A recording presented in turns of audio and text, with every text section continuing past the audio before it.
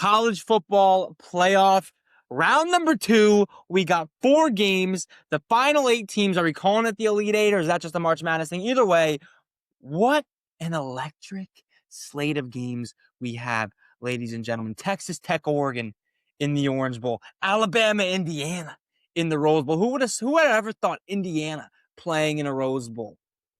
Ole Miss, Georgia in the Sugar Bowl. Miami, what's Miami? Miami, Ohio State, irrelevant. Ohio State kicks the fuck out of Miami Bowl, the Cotton Bowl. Let's start there. Miami scored 10 points against Texas A&M.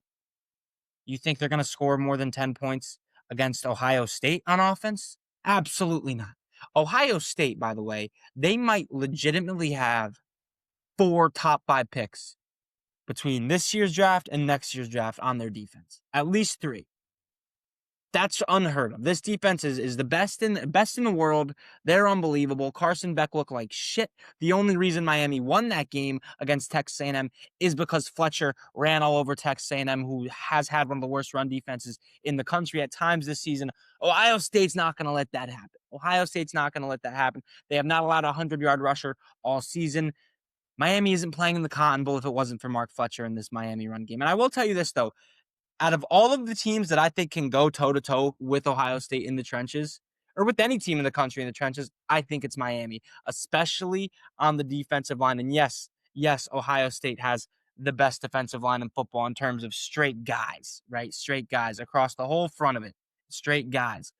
But if you want to go edge rusher for edge, I don't think there's a better edge rush duo in the country than Ruben Bain and Messidor for Miami, because those two guys are unbelievable. Ruben Bain's going to be a top 5 pick, top 10 pick, maybe even a top 5 pick based off freak athlete size technique. Messidor is a 6-year college senior who is just a pure technician, leads the team in sacks. He's a problem, man. And if there's Miami has any chance in this game, it's between those two guys, just absolutely game wrecking.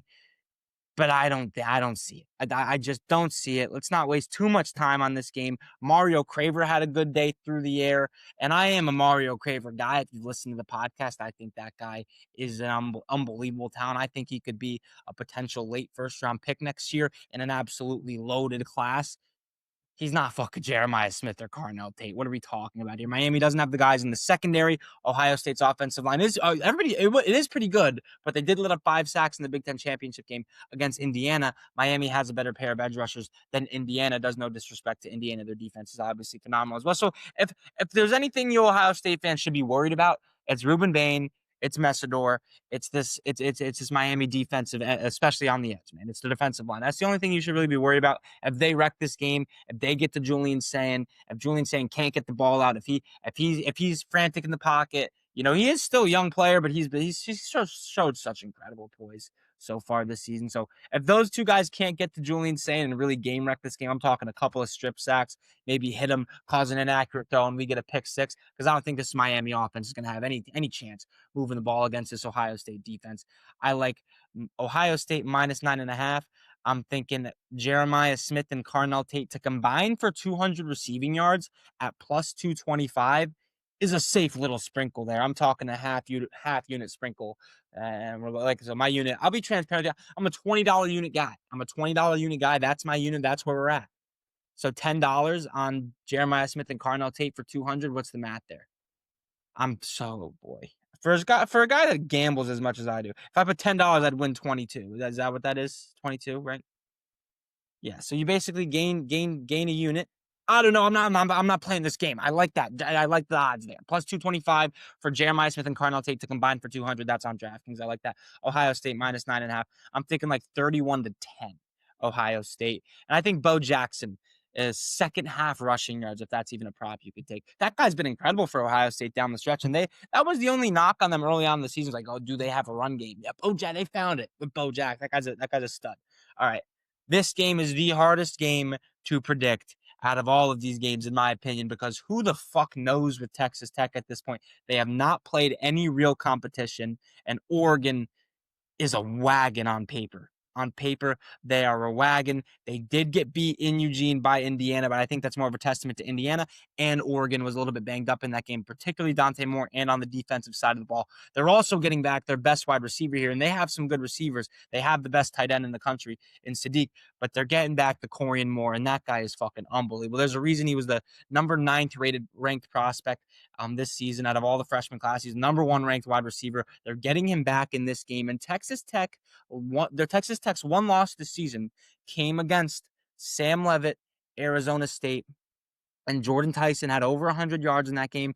Sam Leavitt had over 300 yards in the game. And when you look at the players that this Texas Tech defense went against all season long, the only players that get close to the level of talent that Oregon has on their offense, it's Arizona State with Sam Leavitt, who's probably going to be a Big Ten or SEC quarterback next year. Jordan Tyson, likely top 15, top 20 pick. I don't think Oregon has a wide receiver right now as good as Jordan Tyson, but I also think Dante Moore right now is a way better quarterback than Sam Leavitt.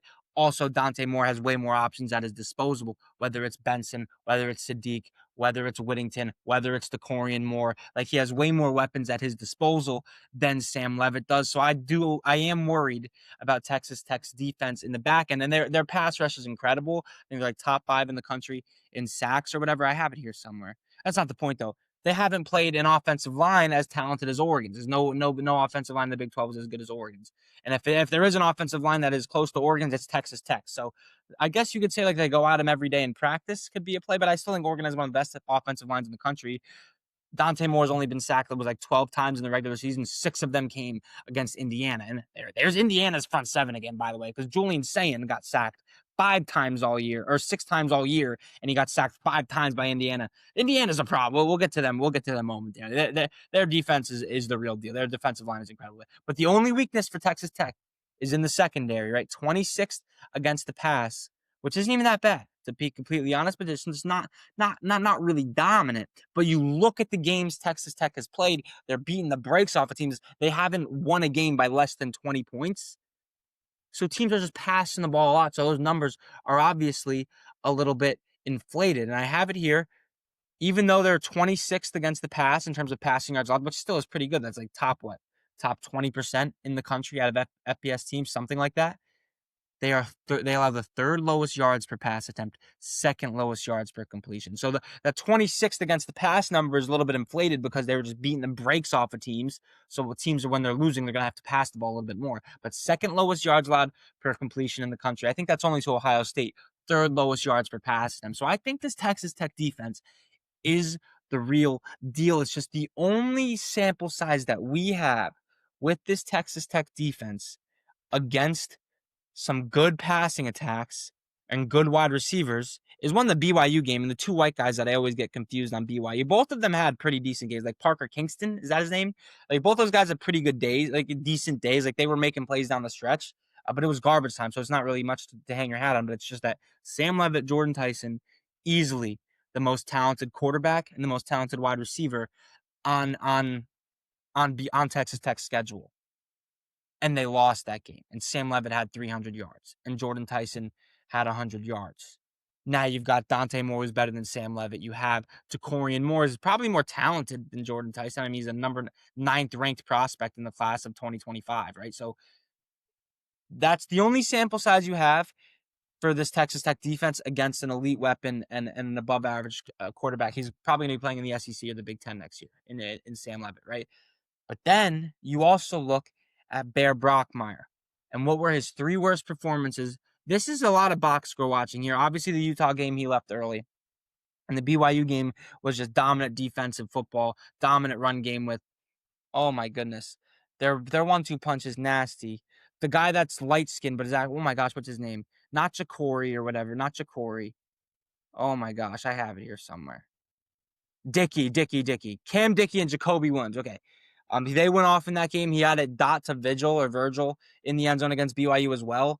But those 2 games for Bear Brockmeyer, he barely completed 60% of his passes combined in Texas Tech or against BYU both times. Barely completed 60% of his passes. Those are the best defense he faced. And Utah, he had a couple of interceptions as well before leaving that game around. Context of those interceptions, I don't know. So I just wanted, I think it's just box score watching strictly. There's a million college games, guys. I'm not going to be able to watch every single one, okay? But box score watching, those were his 3 worst days, statistically, against the 3 best defenses. Oregon's got a better defense than any of those teams. So I lean Oregon in this game, but also Texas. Texas is just a hard team to gauge because they played nobody. But going off of the small sample sizes against the best competition, Bear Brockmeyer hasn't been his best, and this Texas Tech defense got smoked out. They're weaker against the pass than they are against the run. Dante Moore and Oregon is a pass-first team. But I will say this, Texas Tech's offense, incredibly underrated.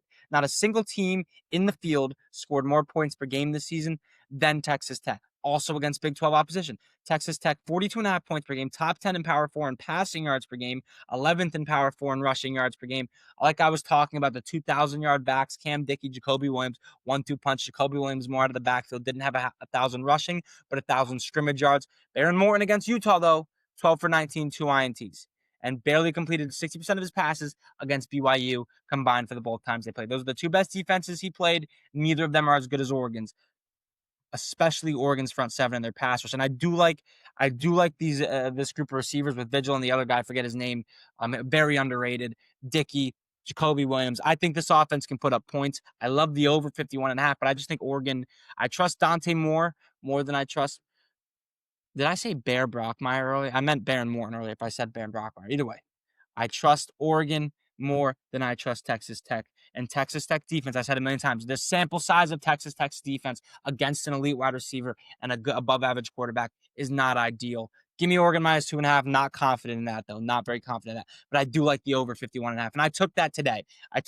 Because these overs, you got, if you like an over, you got to take it early in the week. You got to take it early in the week because they just go up. People just bet overs. The number just gets bigger and bigger and bigger before kickoff. I bet that number could get up to 52.5, 53.5 before kickoff. So yeah. Give me Oregon, give me the over. Alabama, Indiana at the Rose Bowl. Indiana's defense is elite. It's elite. 3rd in run defense, 3rd in tackles for loss, 6th in turnovers, 7th in interceptions, 3rd in turnovers lost, 5th in sacks, like 3rd in turnovers lost, meaning they don't turn the ball over. 5th in sacks, 19th in pass defense. Offensively, they're top 5 in Power 4 in yards per game, points per game, best 3rd down percentage in the country. That's a lot to do with Fernando Mendoza just being the Heisman, being one of the best quarterbacks in the country. They've also delivered in the clutch a whole lot. Mendoza doesn't turn the ball over. They don't take a lot of sacks. They delivered in the clutch against Penn State, Iowa, Big Ten championship game. They're the least penalized team in the field as well. And they sacked Dante Moore 6 times. They sacked Julian Sayin 5 times. Julian Sayin's only been sacked 11 times on the year. 5 of them were against Indiana. Dante Moore has been sacked 12 times in the year, something like that in the regular season. 6 of them were against Indiana. Ty Simpson's the most sacked quarterback in the field of quarterbacks left in the college football playoff. He takes a lot of sacks. Indiana's top 5 in the country at getting pressure on the quarterback. They have day 2 and day 3 guys in the back end with D'Angelo Pons and like the safety hybrid combo. I have his name on here. I don't here, Chad. Listen, understand. I am not as locked in with college football as I am in the NFL, so I'm not going to be rattling these names off like I do with the NFL. Where's this guy's name, though? I want to give him the respect he deserves. But D'Angelo Pons is really the main one. Like, their DBs are good, and I do love a Ryan Grubb offense, but how much can you trust Ty Simpson, especially if there's pressure in his face? He does lack some accuracy at times, but he also throws some absolute dots.